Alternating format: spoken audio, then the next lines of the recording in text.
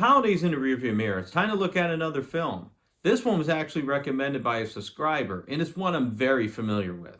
What do you get when you combine disco with solid gold dancers, sci-fi, overacting, crazy special effects, and scantily costumes? Guess we're gonna find out. I'm Bob, you're you, and this is Classically Bad Cinema.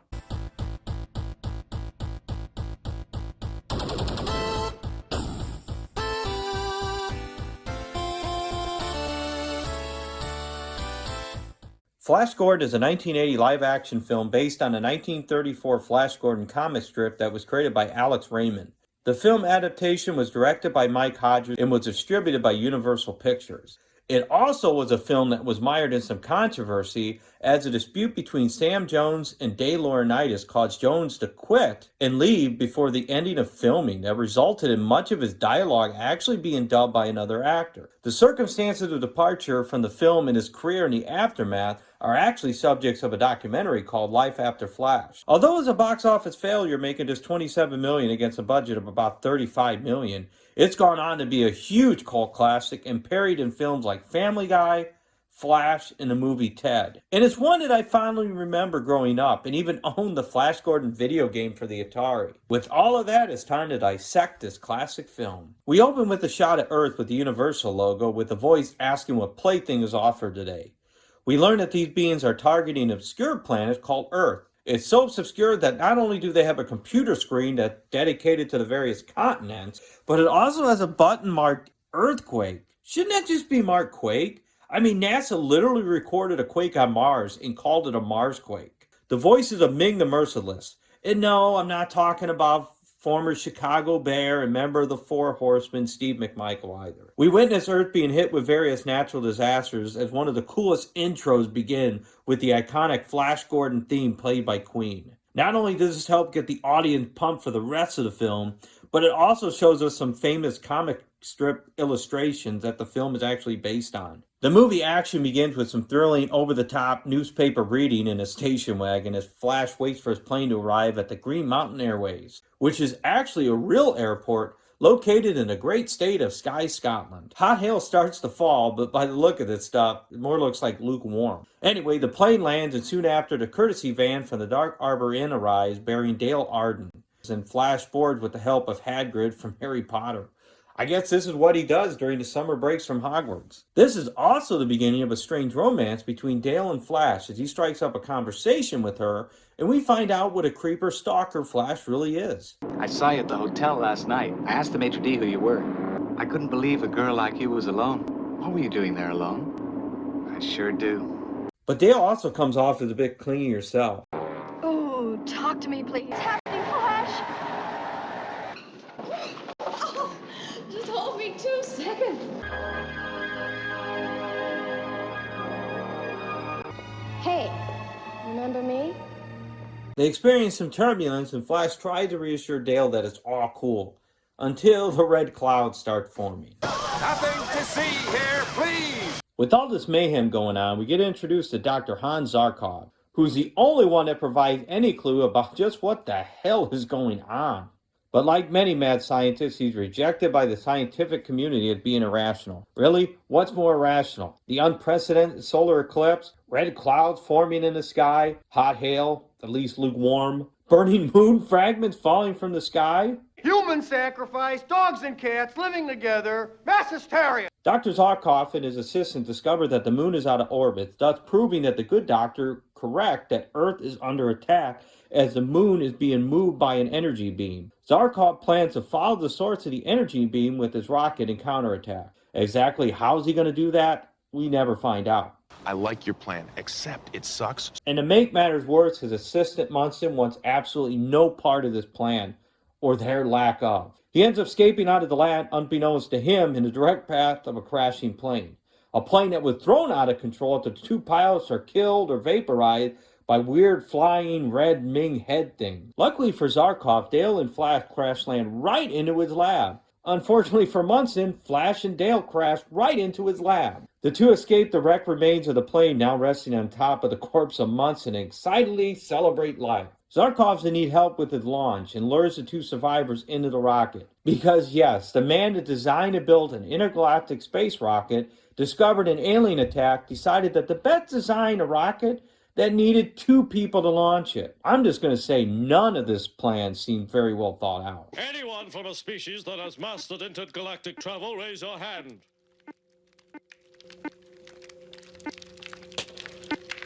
All right, then. They end up going through a psychedelic wormhole and enter the kingdom of Mongo's airspace, where Clytus orders a rocket to be safely landed right in front of the royal palace. I mean, this is actually pretty convenient, considering intergalactic flights usually get the gate furthest from the terminal. Ming's bodyguards are sent, and Flash attempts to show them they come in peace, which is complete bullshit, considering the whole point of them going there was a counterattack. Flash's bullshit peace attempt is met with hostility as he's flipped to the ground with the hand stun gun thing. Good thing they didn't use that someplace else. They are taken to the palace and forced to follow some floating head thing that has the power of disintegration, which not only disintegrates Zarkov's gun, but also his shitty plan in the process. We see a bunch of people gathered in a large hall, which includes decked out Oompa Loompas, surviving black and white aliens from Star Trek, Hawkmen, Robin Hood merry men, solid gold dancers, hell, even Destro's here. This must be what he did before he joined Cobra. Anyway, Ming enters the hall to chant a Hail Ming as tributes are offered. The first to give the tribute is Prince Voltan and the Hawkmen, who offer an ice jewel, but is stopped by Prince Robin of Loxley, who accuses the Hawkmen of stealing it. Things almost come to blow before Destro puts an end to it. Seems he has 99 problems and dealing with these two isn't one of them. Now would be an excellent time to check pockets and purses and see what shit you can offer as a tribute. Because the Prince of Ardentia, who forgot it was tribute day and came empty-handed, thought up a lie and he thought it up quick. He tells Ming that he couldn't offer anything but his loyalty this year due to the destruction Ming has brought to his kingdom. Questioning his true loyalty, Ming orders the prince to prove his loyalty. Show us this loyalty. Throw yourself onto your sword. He ends up acting like he was going to do that, but instead declares death to Ming, but is frozen in place by the eye robot head thing, allowing Ming to take his sword and stab him with it and killing him. All right, I got $4, almost $5. I got $18. Okay, best if you play it cool and just try to blend in. And for goodness sake, don't say or do anything to set this dude off. This Ming's a psycho. Dude, if you're going to get in trouble with this guy, you better make it worthwhile. This man has no dick. This man has no dick. Who said that? The trio are brought before Ming, and we get shots of lots of scantily clad women, and Ming's daughter with her own pet Oompa Loompa. And I'm serious, Aurora's pet is actually played by actor Deep Roy, who played the Oompa Loompas in the 2005 movie Charlie and the Chocolate Factory. They introduced themselves. Flash Gordon, quarterback, New York Jets. Dude, could you do it with a little more zest? Exquisite team, Buble Schwinslow, University of Nebraska. Ming takes a liking to Dale, and he uses his ring to force Dale to come to him in some weird, exotic, like, trance or something. Dale is ordered to be taken away, and Flash, after spending some time checking out Ming's scantily dressed daughter, jumps in to save the day. He ends up using his football skills by throwing egg-like things at the guards and knocking them out one by one. But unfortunately for him, he gets knocked unconscious by Zarkov, who accidentally hits him in the head with one. You know, for a savior of the universe, this guy sure does get his ass kicked a lot. You lunatic!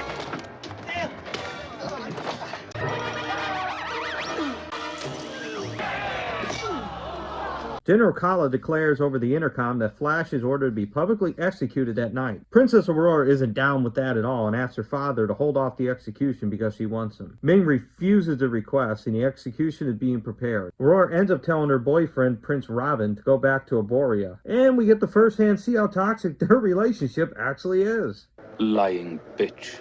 Don't you love me? I don't trust you. Flash ends up getting strapped down to a chair and ejected with something in his arm. Gas pours into the room until he stops moving. The end.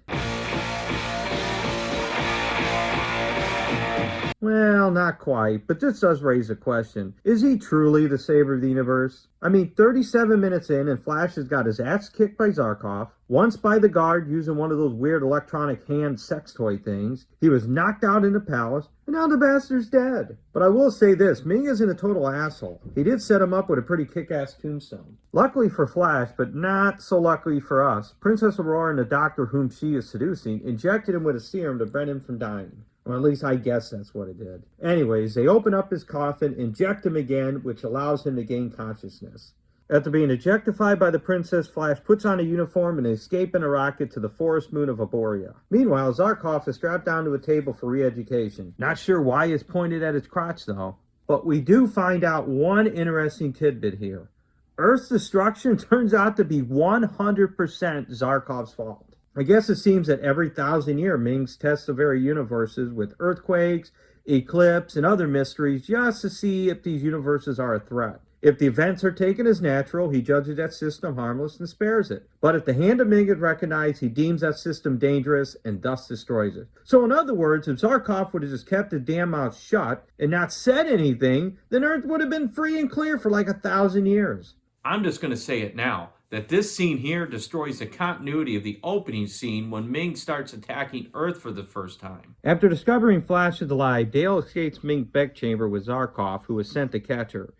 He reveals how he's able to resist the brainwashing process. I guess they should have aimed that damn laser at something besides his crotch.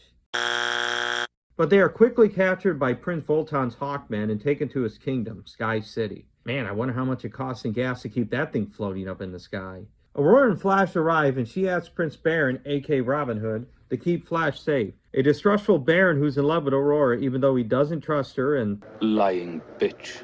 agrees not to kill Flash, but then immediately puts him in a cage and lowers it into the swamp. Ming is furious to discover that Dale has escaped, and even more livid to know that Flash Gordon is alive. And hey, I get it. That damn headstone wasn't cheap, damn it. Destro has a suspicion who the traitor is and is given permission to pursue it any way he sees fit, knowing he suspects Aurora. And I really, really hope that isn't a pair of her underwear.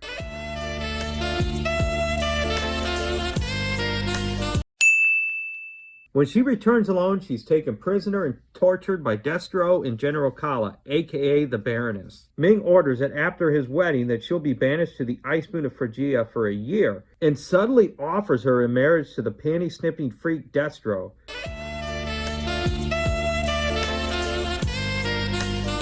Fighting, of course, that he manages to locate Flash and Prince Baron. Baron wants Gordon dead, but he doesn't want to lose the princess, and rather than just take advantage of a couple ample opportunities that presents himself to do just that, instead is going to contrive an elaborate plan to force him to take part of the deadly ritual. Long playing short here, his pal FICO is branded a traitor, dumped in a cage, telling Flash he stole the key to it. He ends up bringing Flash to the treatment initiation site, and a group of Baborians emerge, revealing it to be an elaborate ruse the entire time. Anyways, Flash and Baron take turns sticking their hands in the stump, and Flash tricks Baron into thinking that he was stung by the wood beast and begs him to end his life. As Baron pulls out his sword, Flash steals it and escapes into the swamp. Now, I'm going to say right now that this is one of the worst escape attempts I had ever seen. First, he lands in quicksand and almost dies. Then he immediately gets attacked by some swamp monster and almost dies before Baron saves him. And this turns out to be complete nonsense for a couple reasons. Number one, Baron just got done saying he wanted Flash dead, but didn't want to lose Aurora. Here he has a chance to let the monster kill him, and problem solved. Secondly, he only saves him just to kill him a moment later. But this murder attempt is squashed when a group of Hawkmen surround them. The two men are brought before Voltan, and Baron invokes Article 17 of Ming laws and demands a trial by combat with Flash. The two fight with whips on some strange moving circular disc complete with spikes. The two will battle it out, whipping the hell out of each other before Baron almost goes over the side. Flash saves him, and not only is this the first fight that he doesn't get his ass beat, but they also form an alliance to take on Ming. Destro's ship arrives looking like something the Green Hornet would fly and orders Zarkov to be liquidated for treachery. I mean, that seemed a little unfair. I mean, it's not really his fault that the whole mind wipe thing didn't work the first time. He orders Voltan to surrender Flash and Baron to him. Baron gets extremely pissed when he finds out he tortured Aurora. Hey, just because he doesn't trust her and calls her a Lying bitch doesn't mean he doesn't care.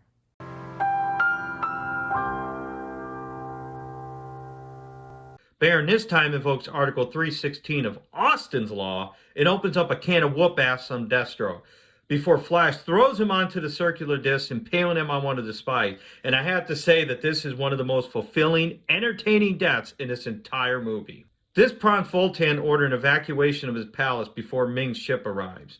Flash tries to talk him into an alliance against Ming, but he refuses. Now, considering his track record up to this point, after being executed and almost killed on multiple occasions, is probably the wisest choice. Oh, you made a wise choice, my friend. Instead of destroying him, Ming orders a ship to be sent down to get Zarkov, Dale, and Baron, and to leave Flash on the floating city. Ming does offer to spare Earth and allow Flash to rule over it under the flag of Ming, which is, of course, is an offer that Flash flat out refuses. Ming ends up leaving Flash to die in the floating city. Well, luckily, as the palace is being destroyed, Flash finds a rocket cycle and escapes just as the plastic model city is destroyed. The rebellion finally gains some traction as Flash contacts Voltan, who's hiding on Aboria, and they plot an attack on Ming. Back at the palace, Dale's again brought to Ming's chamber, where she fights with Aurora. Aurora ends up giving Dale some poison to put inside Ming's power potion, which she refuses for some reason. Why, do you ask? Well, it turns out she gave Ming's word that she would try to be a good wife if she spared Baron and Zarkov. Haha, good luck with that. As Dale is taken away to get ready for the wedding, the Baroness lookalike General Kala is alerted that Flash Gordon is approaching. And I just love the line she gives here, because it just sounds so cliche. What do you mean, Flash Gordon approaching? What do you mean, what do I mean? I mean, he's coming this way. He's on a weird flying thing. Don't act like you don't hear me. This is like yesterday when I told you that was my fucking birthday cake sitting in the break room refrigerator. You didn't seem to hear that. Anyway, she orders them to fire at Flash when he's in range and basically just shoot randomly, hoping to hit something. I mean, damn, even stormtroopers, I think, are more accurate than this. Flash ends up doing the sensible thing and turns around. Baroness orders the war rocket Ajax to bring back Gordon's body. And I will say this, the sound effects in this film are pretty crazy, and it really makes me wonder what other movies would have sounded like if they had them.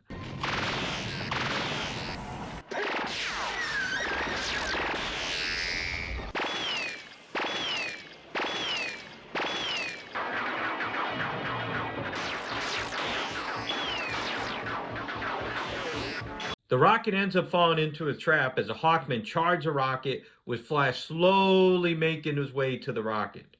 Together, they end up taking control of the badly damaged rocket, and the plan is to crash it into the lightning shield to deactivate it. That will allow the Hawkmen to attack by storming the palace. If that's the case, then why did they blow this thing half to hell? Flash sets a countdown timer, letting us know how much time until the moon destroys Earth. You know, just to give us that little extra drama. Come, let's hear what Mingo City's saying.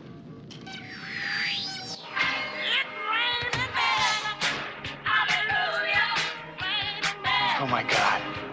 Colonel of the Battle Control Room tells the Baroness that Rocket Ajax has returned. Suspecting that something is amiss, she ends up ordering the palace lightning field to be activated and all weapons to fire randomly. You know, like Godzilla's attacking.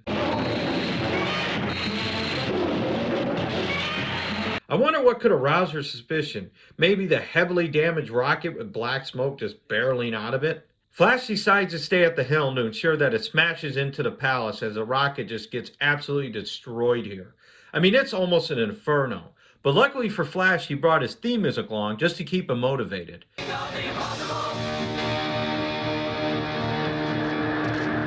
Aurora kills her guards and frees Baron and Zarkov, who break into the control room to get the lightning field shut off. Baron ends up ripping off the visor of one of the observers, killing all of them.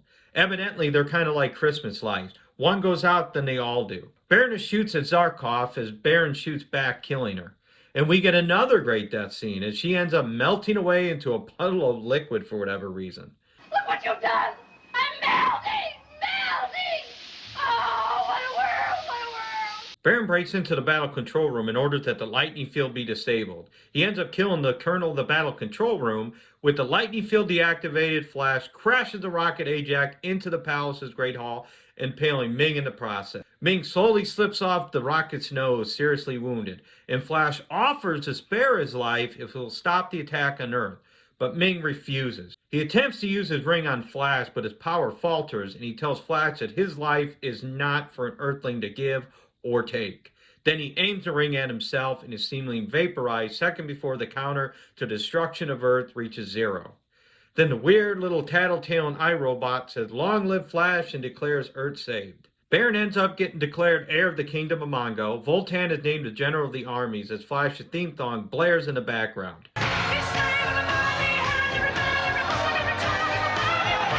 Good thing he brought that. Flashdale and Zarkov discuss returning to Earth. Zarkov has no idea how they're going to do it, but they're going to try. Kind of interesting. I guess that wasn't part of his non-existent plan. Do I really look like a guy with a plan? Baron welcomes them to stay, but Dale says she's a New York City girl and it's just too quiet around there for her. A group of Hawkmen spells out thanks Flash as the mysterious hand takes Ming's ring. The end. Or is it?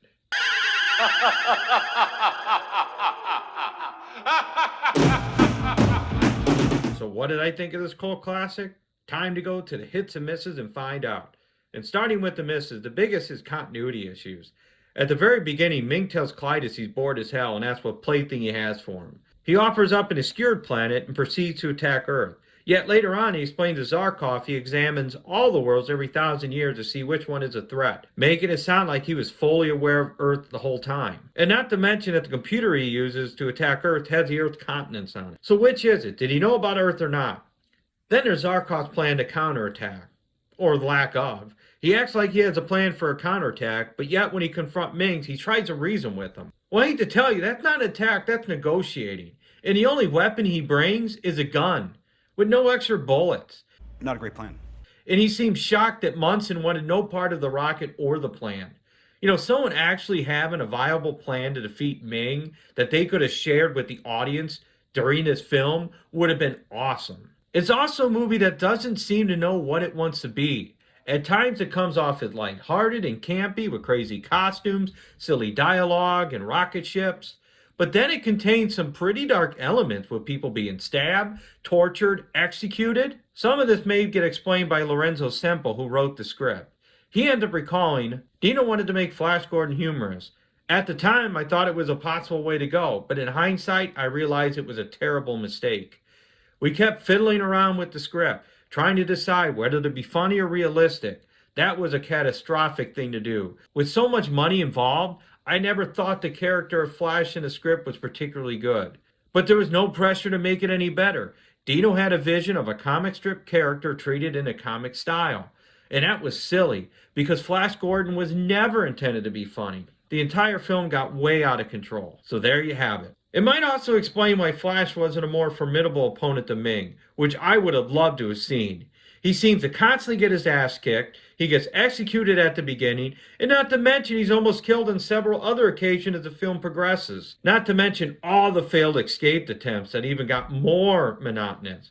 Every time our heroes escaped, they were quickly caught. And it probably goes back to a lack of planning mentioned earlier. Do I really look like a guy with a plan? Now the hits, and I'll be honest, this is actually a harder film to judge. It's a film that really shouldn't be as enjoyable as it is. But you have a killer soundtrack written and performed by Queen that's an all-time classic. The sound effects of the lasers are very reminiscent of classic sci-fi films back in the day. And the overall campiness of the film does a tremendous job of beckoning to the 1936 serial. One would think the film's visual effects, overacting, absurd costume, crazy effects, and campiness of the film would be its biggest issue. But these are the elements that make it such a cult classic and mirror the actual serial is based on. I mean, you look at this, the Sky City is almost an exact copy of the Sky City in the serial. The fact that Empire Strikes Back came out in May of the same year really doesn't do the movie any favors. And I think causes one of the biggest problems when it was released. And that was expectations. People were probably expecting this, but instead got this. It's interesting some have accused it of being a Star Wars knockoff. Not only does the film follow the plot of the original comic strip almost to a T, which involved a polo player named Flash Gordon being abducted along with his romantic interest Dale Arden on a rocket ship by a mad scientist named Dr. Hans Zarkov. But George Lucas originally wanted to remake the 30s Flash Gordon movie serial, but Dave Laurinaitis held the rights since 1960 and refused to relinquish them. That led Lucas to instead to create his own space franchise, which modeled the old classic serial format. So, should he save this cult classic or let the moon crash into Earth, destroying every copy along with mankind? I say save it, because Flash Gordon is definitely a film that sticks to the source material. All the over-the-top action, flamboyant character, cheesy special effect, absurd plot, combined with the killer soundtrack by Queen, make it an instant classic. The thing to remember when you're watching it, though, is that it's supposed to parody the 1936 serial. Well, thanks for watching. If you enjoyed the video, hit the like and subscribe button below. If you didn't enjoy it, then tell that underwear-sniffing pervert to hit that like and subscribe button below. You know what? Second thought, don't. Until next time, I'm Bob, you're you. So long, everybody.